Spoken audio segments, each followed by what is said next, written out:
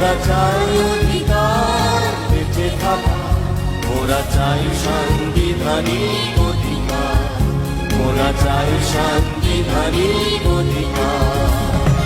আমি ব্যাকুলে আদিবাসী, আমি সেই অধিকার বাজি খেলা, আমি সেই সাংবিধানিক অধিকার, আমি সেই সাংবিধানিক অধিকার।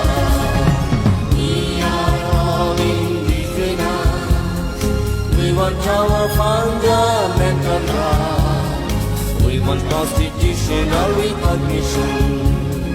We want constitutional recognition.